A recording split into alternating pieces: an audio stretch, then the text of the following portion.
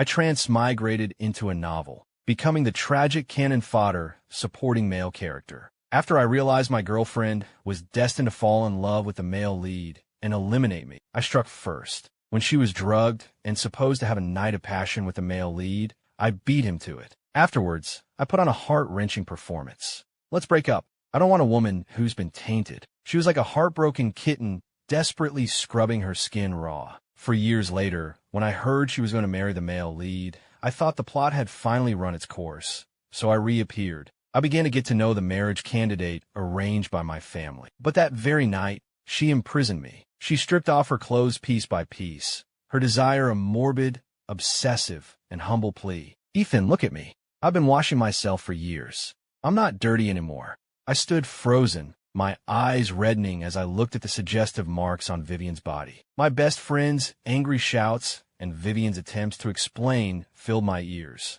I took a few steps back, avoiding her hand, disappointment mixed with anger etched on my face. Vivian, is this what you call a business trip? Ethan, it's not like that. You know I only love you. Don't say any more. I roared, heartbroken. How can you even try to explain these marks on your body? Ethan, I beg you, believe me. This must all be a misunderstanding. Vivian looked down at the suggestive marks on her body, her eyes red and on the verge of tears. She wanted to explain, but no words came out, only a pleading gaze fixed on me. But I was resolute. Let's break up. I'll set you both free. Vivian swayed as if she could not stand, her eyes shattered. Break up. Yes, break up, I said, clenching my fist, uttering even more decisive and hurtful words. The pain was so intense, I turned and fled in disarray. My best friend immediately chased after me, his comforting words filling my ears. Ethan, out with the old, in with the new. It's not worth being sad over a cheating woman. This Vivian, she's really something else. I used to envy you too. Childhood sweethearts, you've doted on her since you were kids. I thought she was loyal and deeply in love, different from other women, but it was all fake. The pain in my chest was so severe I could barely stand. It's not her fault. You don't understand. I'm just sad we couldn't make it to the end. My best friend patted my back, his face full of concern. Ethan, no matter how much you like her, you can't. If she cheats once, she'll do it again. He thought I was sad about Vivian cheating and betraying me, but I was sad because I had to completely let her go. Vivian had not cheated, nor had she slept with anyone else. She had not done anything wrong. 3 months ago, I accidentally bumped into a guy. That night, I had a dream and learned that the world I was in was a book. The female lead was Vivian, but the male lead was not me. Ethan was just cannon fodder, and the male lead was the guy I had bumped into during the day, Finn. Vivian would realize after meeting him that our childhood bond was not love. She would gradually fall for Finn, and my possessiveness towards Vivian as the cannon fodder would lead me to repeatedly harm the male lead, exhausting Vivian's last bit of affection for me. And my parents, time and again, would target and suppress the male lead for my sake, leading our entire family to ruin. I did not believe it at first, but no matter where Vivian and I went, Finn's shadow would be there. When we went shopping, he would be handing out flyers on the street. When we ate in a nice restaurant, he would be the waiter. Even when I deliberately changed my college major and had Vivian apply to a university in a neighboring state, Finn still miraculously appeared, even ending up in the same major and class as Vivian. It was as if everything was destined. In the days that followed, I saw him accidentally bump into Vivian countless times while walking, or scrape her car with his bike, or be bullied and conveniently have Vivian witness it. Even if Vivian did nothing, the bullies left because of me. Yet Finn still saw Vivian as a savior, gifting her a hand-carved wooden sculpture. Vivian's polite refusal was not enough to give me any sense of security. Instead, my panic grew because in the book, she was like that with Finn at the beginning too. Finn was like a ticking time bomb, constantly reminding me that my treasure would be snatched away. And no matter how I tried to avoid their interactions, they would always meet in other ways. In the book, Vivian's affection for Finn stemmed from a car accident. Although the accident was not serious, I still wanted to prevent it from happening. So that day, I tried to stop Vivian from going out. Vivian, not understanding, thought I just wanted to laze in bed and snuggled into my arms, kissing me. Ethan, if we don't get up, we'll be late. I wrapped my arms around her waist, pressed her down onto the bed, and pulled her into my embrace. Sweetheart, you're not going anywhere today. Just stay home with me. So bossy. But what if I really want to go to class? unless you can name something more appealing to do at home. Her finger playfully traced from the tip of my nose to my lips, her gaze suggestive. I saw through her intentions immediately, grabbed her finger, and bit it gently. "Sweetheart, don't tease me." She let out a light laugh, her hands slipping under my shirt. "What if I do tease you with that?" She leaned in to kiss my Adam's apple, but I blocked her with my hand. She pouted in disappointment, kissed the back of my hand, and cooed, "Ethan, give it to me." Her hand, mischievous on my chest, sent shivers down my spine. I could not hold back any longer and pinned her hands above her head, kissing her. We fooled around for a long time, and I only stopped when she was crying and begging for mercy. But she did listen to me and stayed home all day. I thought everything had changed. But the next day, when I was driving Vivian to class, a car went out of control and crashed into us. And I realized nothing had changed. In fact, things had gotten worse. To protect me, Vivian threw herself in front of me at the critical moment, putting herself in the most dangerous position. I was only dazed and had no injuries, but Vivian was covered in blood. As we were being carried out, I saw Finn giving Vivian emergency first aid. In my dream, Vivian was not nearly as injured, just a mild concussion. But my intervention had made things like this. At that moment, I knew everything I did was futile. The male and female leads were destined to meet and fall in love. Because Finn's first aid was so good, Vivian, who had been on the brink of death, was successfully saved. Vivian's parents were grateful to him, and after learning about his pitiful background, they even considered adopting him as their godson. Finn, flustered, said, "Uncle, Auntie, you're too kind. Vivian saved me before, too.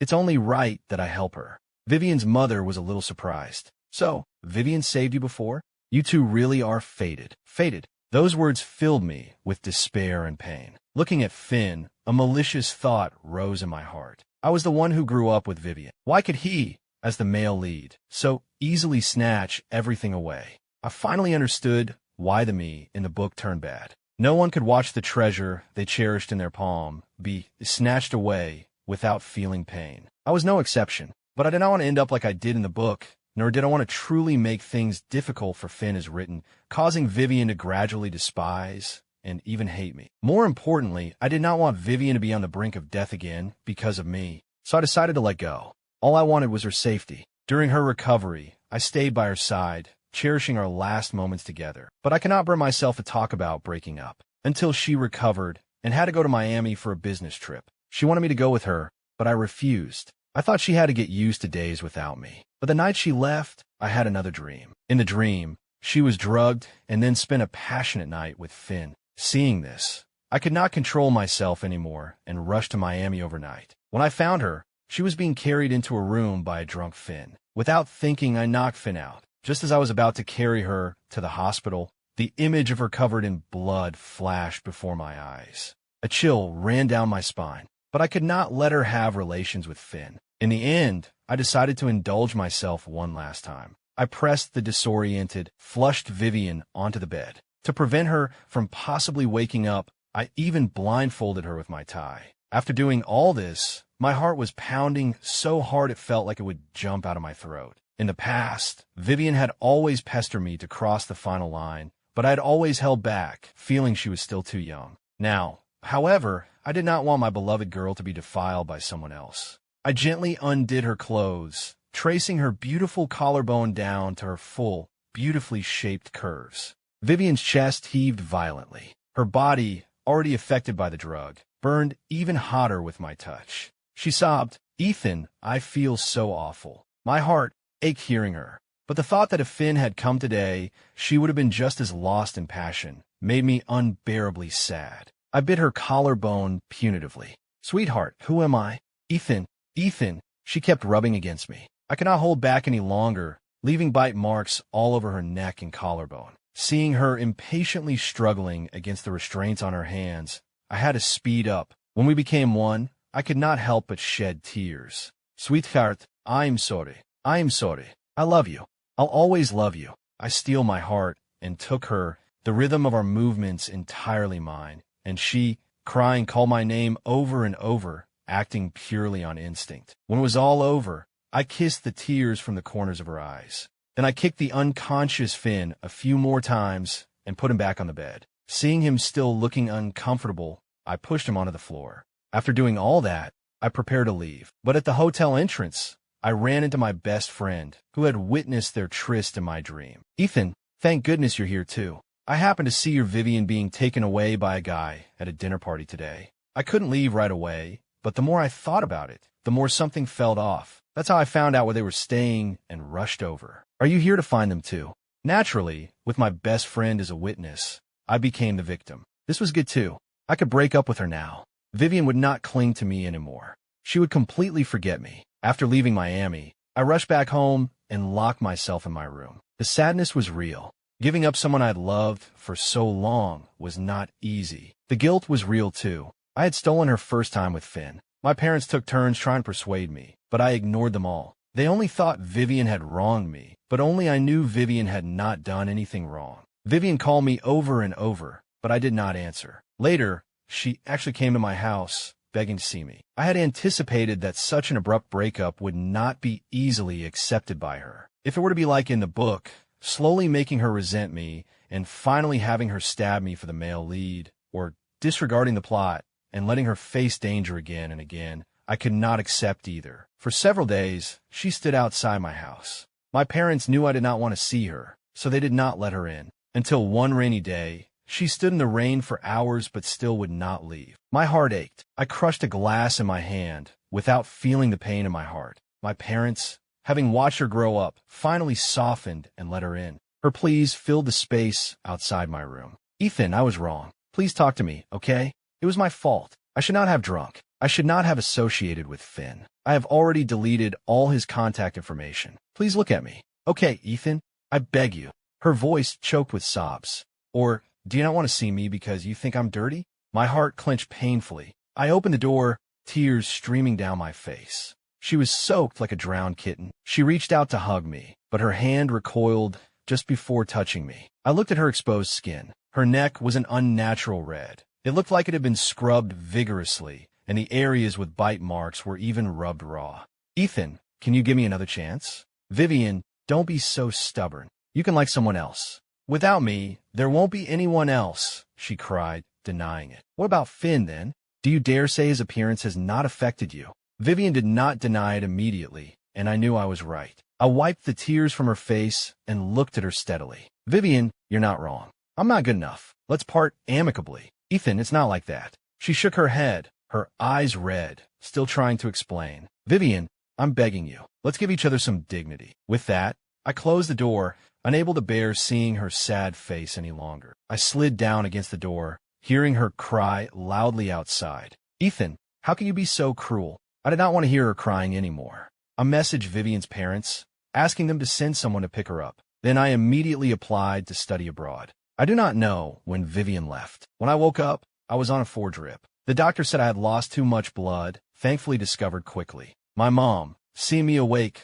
wiped her tears, her heart aching. "Son, why did you do something so foolish? Don't you want us anymore?" "Mom, I did not mean that. My heart just hurt too much.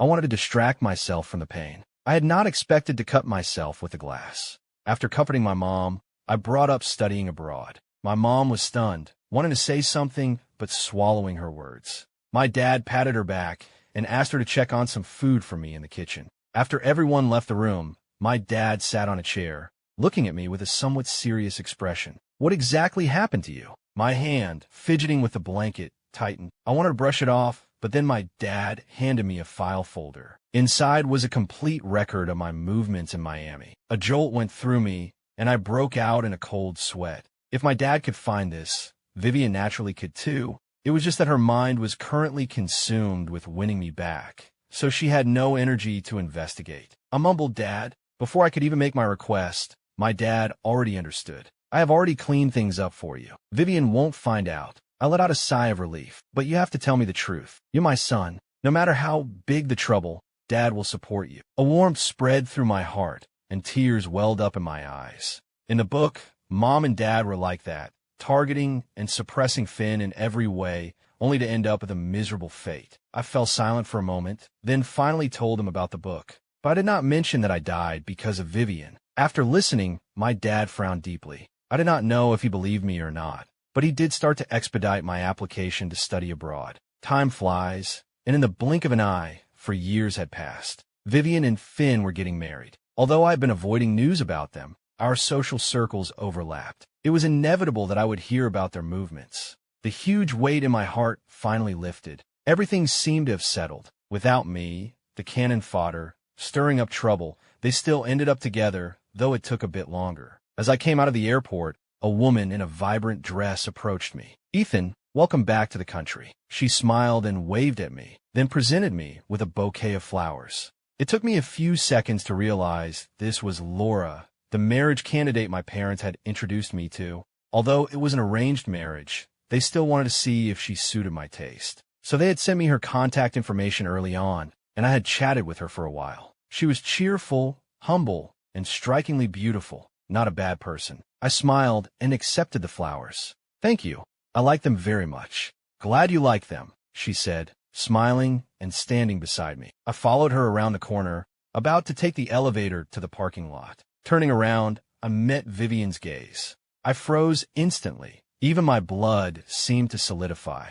The Vivian now was so familiar, yet so strange. The girl who was once as cute as cotton candy now wore a crisp white suit, looking capable and cold. The way she looked at me held no love or gentleness, only an icy chill. She walked towards me in her high heels, each step feeling like it was treading on my already dormant heart. Her imposing aura made me unconsciously take half a step back. "Vivian, I'm here. Did I keep you waiting long?" A low male voice sounded. I did not need to guess. It was Finn. Vivian's footsteps faltered. Finn, with his slicked back hair, had already reached her side, intimately draping his arm around her shoulder. "I told you we have a driver. Why did you have to postpone an important meeting to pick me up personally?" "It's not like I don't know the way," he grumbled, but his eyes looking at me were filled with smugness. My hand holding the roses tightened, my palm feeling as if pricked by thorns. Once upon a time, Vivian was like this too. No matter where I went, no matter when I came home, she would come and pick me up, and then she would rush into my arms like a little cannonball. But now this was no longer my exclusive privilege. After 4 years, I still could not completely let her go. I forced myself to look away. I squeezed out a fake smile for Laura. "Let's go. Mom and Dad are waiting." Laura nodded politely at them and prepared to leave with me. Finn called out to me, feigning surprise. "Ethan, I didn't expect you'd be back. Long time no see. I almost didn't recognize you. This must be your girlfriend, right? You two look great together." Then he took out 2 wedding invitations and handed them to me. "Vivian and I are getting married. As an old classmate, you absolutely must come." I struggled to maintain my composure, pretending not to care as I accepted the invitations. "Okay, I'll definitely be there." Then I smiled and said goodbye to them. From beginning to end, Vivian did not say a word, like an invisible person. It was not until Laura and I entered the elevator and the doors were closing that Vivian's gaze locked onto me. My heart skipped a beat, and I quickly stepped aside, out of her line of sight. "Ethan, what's wrong?" Laura asked. I shook my head, but an uneasy feeling lingered in my heart. News of my return quickly spread through our circle. It was inevitable that I would have to catch up with old friends at a gathering organized by my best friend. After everyone had exchanged recent updates, they started gossiping. "Ethan, be honest. Did you come back to crash the wedding?"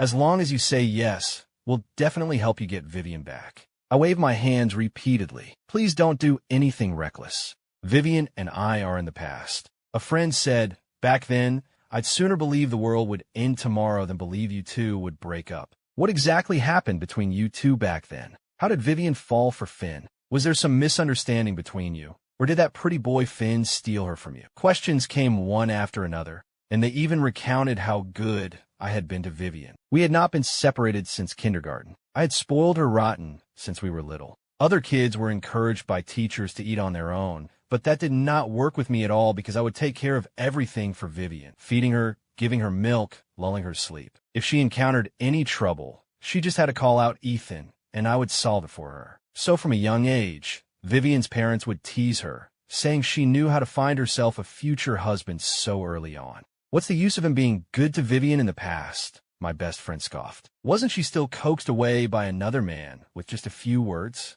"Stop it," I interrupted him. Not want to stay any longer, I excused myself to the restroom. When I came out of the restroom, I bumped into Vivian. My heart suddenly raced. I did not expect her to be here too. Flustered, I stepped back and tried to leave. Ethan, she softened her voice. It's been 4 years. Don't you want to see me? This familiar address made my footsteps falter, a warmth spreading in my heart. I kept my back to her and said, Miss Miller is about to get married. You should be loyal to your fiancé. Calling others like this is really inappropriate. I started to walk away, but someone from behind wrapped their arms around my waist, and at the same time, a handkerchief was pressed over my nose and mouth. When I woke up, I was tied to a bed. The room had only one door, and the walls were completely sealed. The entire room was blindingly white. The room door opened, and Vivian walked in. Only then did I remember what happened before I passed out. The current oppressive atmosphere in Vivian's obviously abnormal state made my heart pound. Vivian, what are you doing?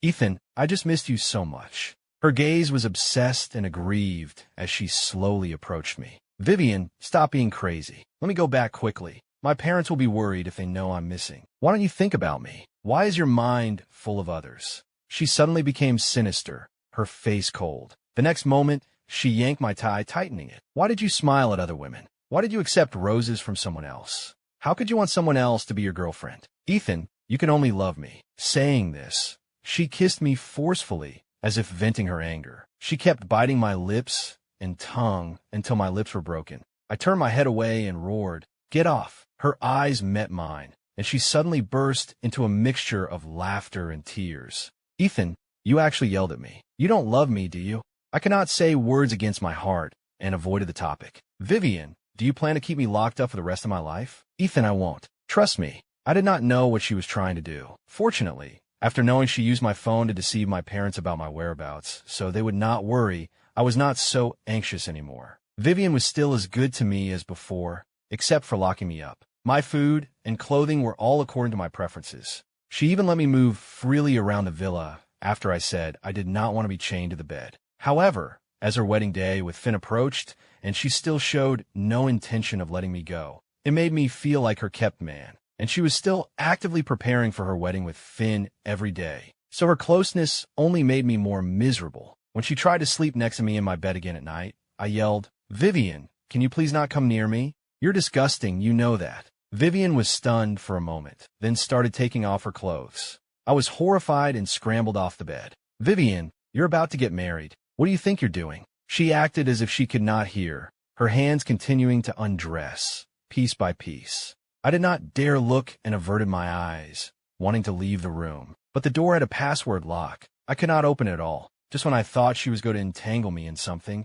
she just stood there, her plea morbid, obsessive, and humble. Ethan, look at me. I've been washing myself for years. I'm not dirty anymore. A pang of pain shot through my heart. I wrapped the blanket around her. Vivian, I never thought you were dirty. You're not dirty. She took the opportunity to hug me. Then do you want me? I removed her arms. Vivian, you're getting married. This isn't right. But my words inexplicably angered her. The person who had just been crying and begging immediately transformed into a sinister and cold figure. My hands were cuffed by her at some point. You still mind, don't you? If you mind, you should lock me up and punish me, so I can only see you forever. But you just want to abandon me. Do you not love me at all? I was shocked by her morbid state. I had no doubt she had mental problems. Her forceful attempt to undress me further confirmed this. Ethan, please wash me clean, okay? She said, throwing off the blanket and tearing at my pants. I remember every place I was touched by someone else. Will you help me wash them clean? Vivian, let go. Get a grip. I tried hard to hold on to my pants, but she was stubbornly convinced that if I was not angry and did not punish her, it meant I did not love her. I was both angry and anxious. Enough. I was the one who did all that back then. You're not dirty. I had already prepared for her to angrily question me why I did it. However, she just shook her head, not believing me at all. Instead, she disgustedly clawed at her own skin, obsessively wanting me to punish her. Before I could think deeply about why she did not believe me, I forcefully pulled her into my arms to prevent her from harming herself further. If you want me to punish you so badly, then how can you try to kill yourself? She was stunned for a moment, then nodded. Ethan is right. You should be the one to do it. The person who had just been aggressive suddenly became as docile as a kitten. Snuggling in my arms with red eyes, she pleaded, Ethan, lock me up. Show me a way. Then I'll belong only to you. For a moment, I was speechless. Seeing me silent, she continued to cry. Ethan, why haven't you helped me wash clean yet? I stroked her head and coaxed her softly. Okay, I'll wash you clean right now. But don't you need to unlock the chains on my hands first? She found the key, unlocked them for me, and then obediently lay on the bed, waiting for me to act. I chuckled and shook my head, then picked her up. She asked, doubtfully, doesn't Ethan like doing it in bed? Vivian, what kind of things have you been looking at? She silently closed her mouth and said no more. I carried her into the bathroom, filled the tub with water, but she reached out and pulled me, wanted me to get into the tub with her. I glanced at her curvaceous body and turned my head away. Be good, or I'll get angry. Okay.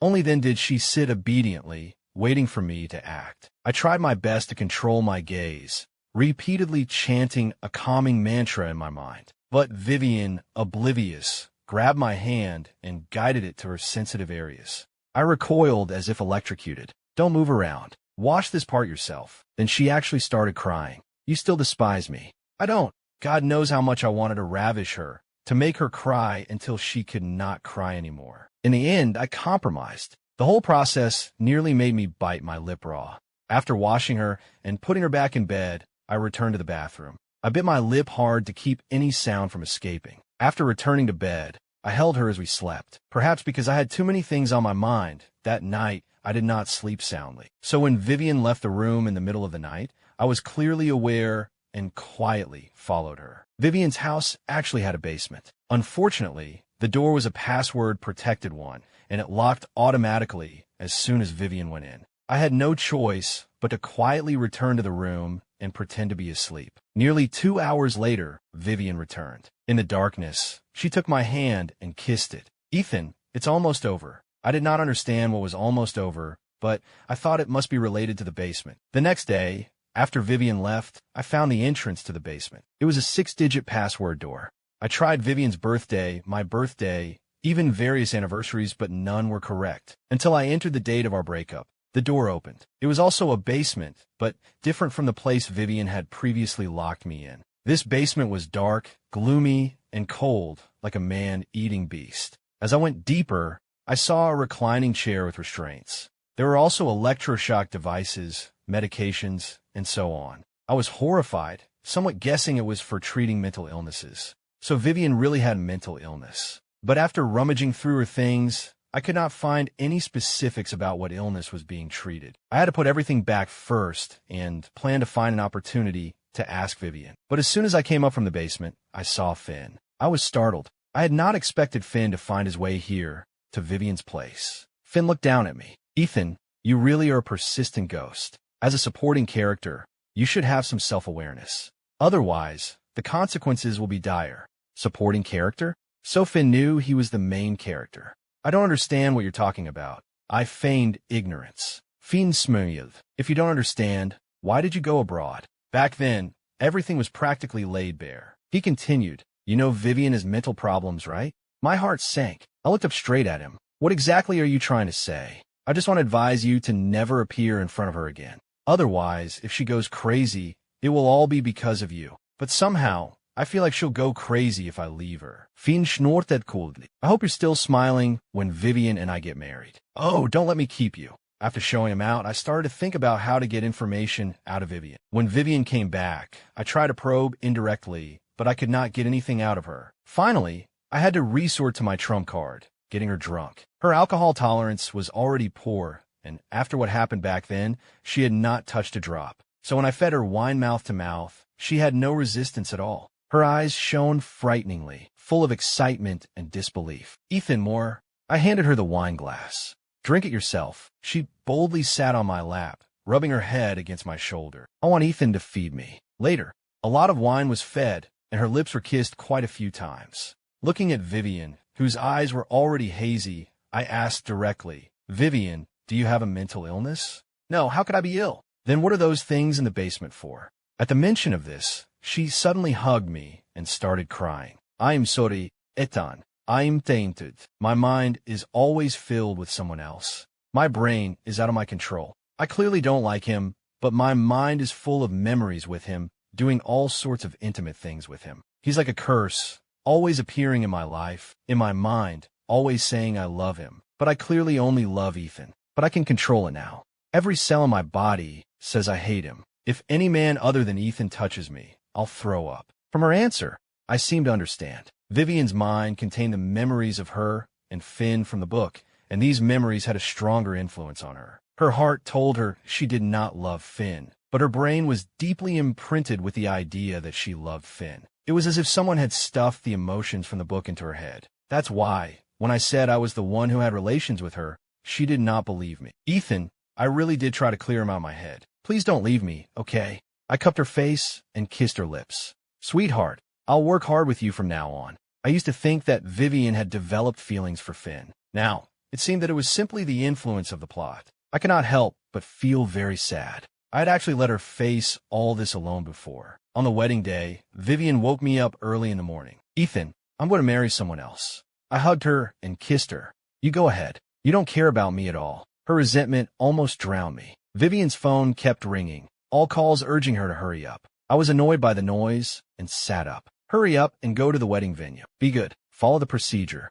Don't do anything. Vivian stared at me, her eyes full of grievance. I kissed her on the lips. You're my treasure. I definitely won't abandon you. Don't worry, go ahead. I have a surprise for you. Her eyes lit up, and she wrapped her arms around my neck, kissing me again. At noon, at the wedding venue, guests had gathered. Under everyone's gaze, Finn appeared in a black suit. Vivian stood in place, looking around until I appeared. Her stern and cold features melted into spring water. Under everyone's gaze, I walked onto the stage, smiled, and extended my hand to Vivian. Sweetheart, I'm here to crash the wedding. Will you come with me? Vivian lifted her skirt and ran towards me. With pleasure. The guests were all shocked. Finn's face turned ugly as he said to Vivian, Vivian, look at me. You love me. You're going to marry me. Vivian's face was full of disgust. No, I don't love you. I've only ever loved Ethan. My hand and Vivian's were clasped together. I watched Finn cough up a mouthful of blood, speaking to some point in the void. It was utterly horrifying. After this wedding ended abruptly, Vivian's parents' attitude changed drastically. They themselves found it absurd. They did not know how they could have let Vivian marry Finn back then. For all these years, they had treated Finn like their own son, not only providing academic support, but also letting him into the Miller family business. That was one thing, but they never thought they would agree to their marriage, and they had not asked for Vivian's opinion. According to Vivian's mother, it was like being hypnotized. This indeed reminded me Vivian really needed to see a psychologist. Over the years, she had been caught between reality and the plot of the book. Apart from knowing that loving me was correct, other things were a chaotic mix of truth and falsehood. To this day, she still did not believe I was the one who had relations with her back then. Fortunately, it was my dad who had handled the aftermath. I laid out all the information in front of Vivian. Talking about past events was really stupid, but I had to make Vivian understand that she was never dirty. After Vivian looked at the documents, her expression was blank. I apologized guiltily. I'm sorry, I was too foolish back then. Ethan, it's okay. She leaned obediently against my chest. The next second, a handkerchief was pressed over my nose and mouth. Ethan, you made me sad for so long. I'm going to punish you. Before I passed out, only 2 words flashed through my mind. I'm done. When I woke up again, I was completely naked and tied to the bed, my body burning with an unbearable heat. Sweetheart, what did you do to me? Vivian held a belt in her hand and whipped my chest with it. I just gave Ethan something good to eat. It can make Ethan more comfortable during the upcoming punishment. I knew I was in the wrong and did not dare show any dissatisfaction. Until my chest was whipped crimson, she then moved the belt downwards. Ethan, it's so naughty. I was horrified. Sweetheart, I was really wrong. Please don't. The whipping had already landed. Ethan, it's crying so pitifully. Vivian laughed wantonly. I broke free from the handcuffs. The next moment, I pinned her beneath me. Sweetheart, now it's your turn to cry. With the wedding called off, I thought I would have no more dealings with Finn. Who knew he would actually kidnap me? Ethan, why can a supporting character like you end up with a female lead? I'm a chosen male lead. Why can't she love me? From his intermittent, crazy ramblings, I learned that he had tried to win Vivian over twice. The first time, he had taken my current identity and was Vivian's childhood sweetheart, but Vivian did not love him. Instead, she fell in love with me, whose life was pitiful. In this life, he deliberately chose my previous life's identity and tried to win Vivian over by imitating me. Unfortunately, Vivian still did not love him. So he used something called a system to hypnotize Vivian. This method was undoubtedly cheating, and the price was death upon failure. At the wedding scene, Finn did not hesitate to use hypnosis again. But unfortunately, Vivian had already tortured herself into immunity over the past 4 years. Vivian's confession of love, to me, was the best counterattack. Finn had entangled himself for 2 lifetimes, only to end up with nothing, and his life had reached its final moments. When Vivian rushed over, Finn was holding a knife to my neck. Seeing Vivian, he lost some control. "Vivian, you love me, right? Say you love me, and I'll let him go. Say it." Vivian looked at me and nodded slightly. "I love you, Ethan." Finn completely collapsed. I seized the opportunity to elbow him hard, quickly creating distance between us. In an instant, he was subdued. Vivian hugged me, her body trembling, her gaze towards Finn filled with a desire to flay him alive. I hugged Vivian back tightly, comforting her. "Sweetheart, it's okay. It's all over." She rubbed her head against my chest for a while before looking up. "Ethan, I love you. Only you." I placed a light kiss on her forehead. "I know. I love you too. Only you." 3 months later, Vivian proposed to me, and she had been preparing for the wedding for a long time. Back then, I thought she was preparing it for Finn. Later, Vivian told me that even if I had not crashed the wedding, she would not have married Finn. According to her plan, she would have proposed to me that day. She was also prepared for me to refuse. Fortunately, I was brave for once. Speaking of marrying Vivian, my best friend almost cursed me to death. He was afraid I was head over heels in love and would sacrifice my happiness for a cheating woman. He vigorously introduced me to high-quality girlfriends and even encouraged Laura to continue pursuing me. Vivian's face turned black with anger. That very day, she dragged me to get our marriage license. Then she flaunted our marriage certificate on social media, declaring her sovereignty. Ethan, mine. Me, Ethan's. My best friend's eyes turned red with anger. So I told him the whole story from the beginning. It actually made him want to hit me. Vivian's reputation was cleared. She also gained the title of being love-struck, thanks to her being love-struck. Otherwise, with my personality, we would not have had a happy ending.